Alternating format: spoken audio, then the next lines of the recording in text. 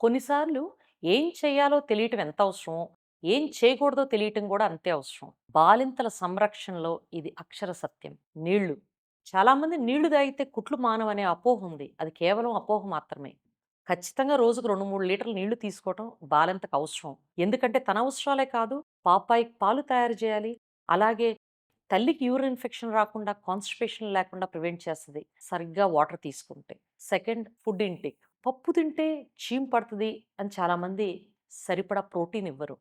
పప్పు, చీము ఒకటే కలర్‌లో ఉంటాయి తప్ప అది వాటికి ఏ రకమైన సంబంధము లేదు. ఒక ప్రెగ్నెంట్ మహిళకి per KG body weight protein ఖచ్చితంగా తీసుకోవాలి. అది పన్నీర్ కావచ్చు, టోఫు కావచ్చు, పప్పు దినుసులు కావచ్చు, ఎగ్స్, ఫిష్, మీట్ ఏ రూపంలో అన్నా ఏవన్నా ఇవ్వచ్చు, అన్నీ ఇవ్వచ్చు.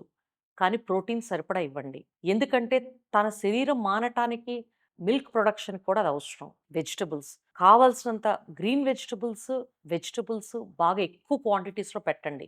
పోషకాలు, విటమిన్స్ ఇవ్వటమే కాదు మలబద్ధకానికి కూడా ఇది మంచి జవాబు. Skin care. చాలామంది కుట్ల మీద ప్లాస్టిక్ కవర్ పెట్టుకొని స్నానం చేయాలని అడుగుతారు. ప్లాస్టిక్ కవర్ పెట్టుకోవాల్సిన అవసరం ఎంత మాత్రం లేదు. కుట్ల మీద నీళ్లు పడ్డా ఏమీ కాదు. ఎందుకంటే 48 అవర్స్‌లో కంప్లీట్‌గా సీల్ అయిపోతుంది వూండ్ కాబట్టి. మైల్డ్ సోప్ అండ్ వాటర్‌తో క్లీన్ చేసుకోవచ్చు. డ్రై టవల్ పెట్టి అద్దుకోండి. Thank you.